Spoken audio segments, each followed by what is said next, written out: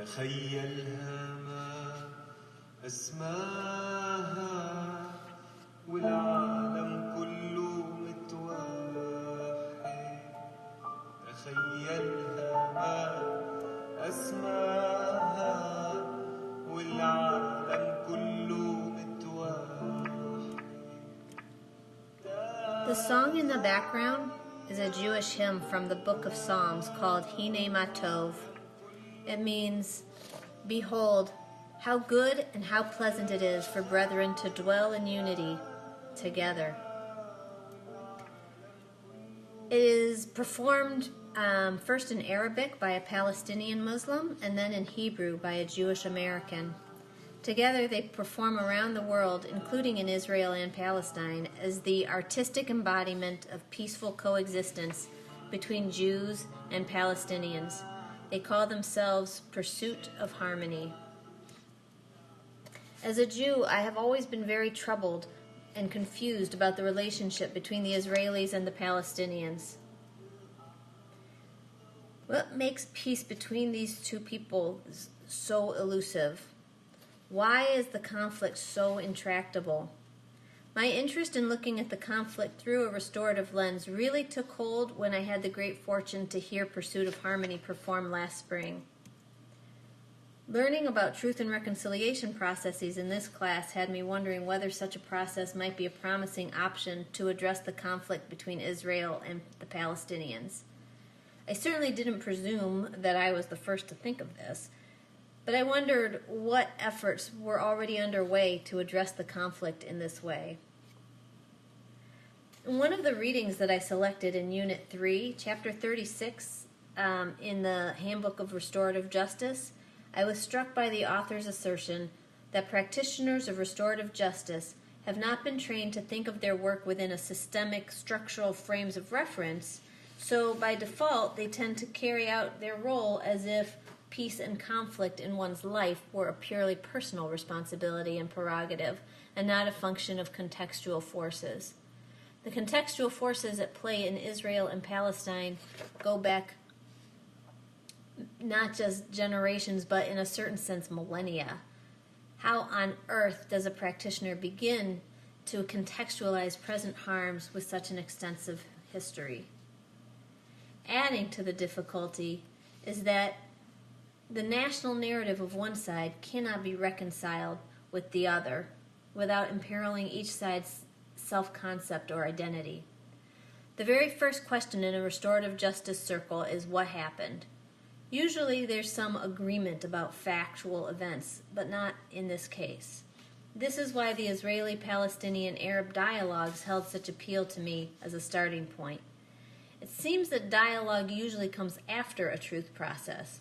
But when the truth is indistinguishable from narrative, which is defined by a mixture of facts and myths, feelings, and assumptions, perhaps dialogue is the only way to move the process forward.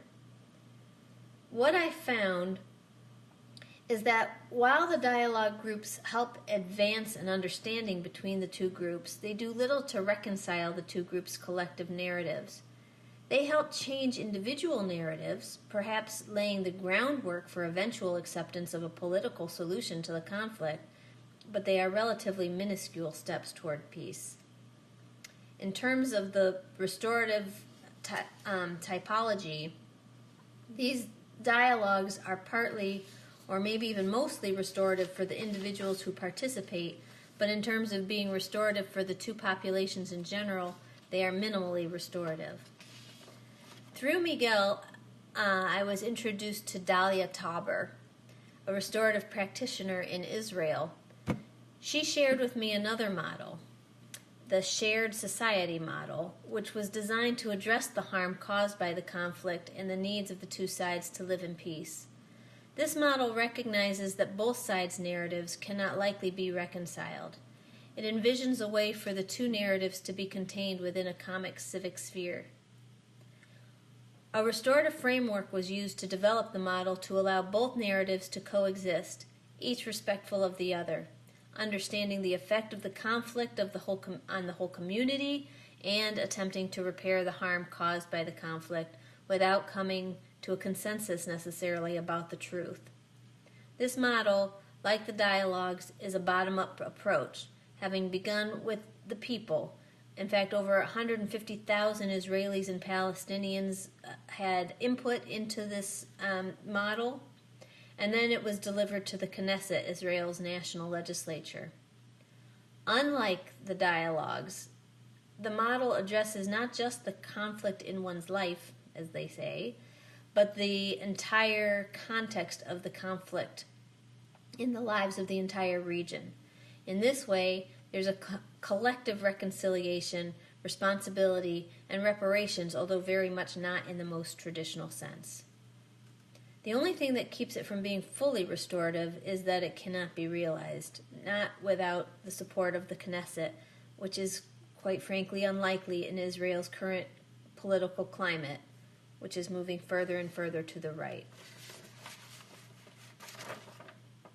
In trying to apply the lessons of the Israeli-Palestinian conflict to my own setting, an urban middle school in Grand Rapids, Michigan, I'm left with a mixture of hope and grief.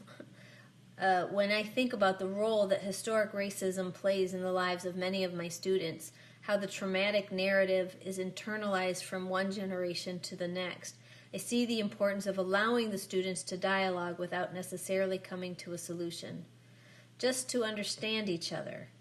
I see that I've been guilty of carrying out my role as if peace and conflict were purely personal, rather than a function of contextual forces.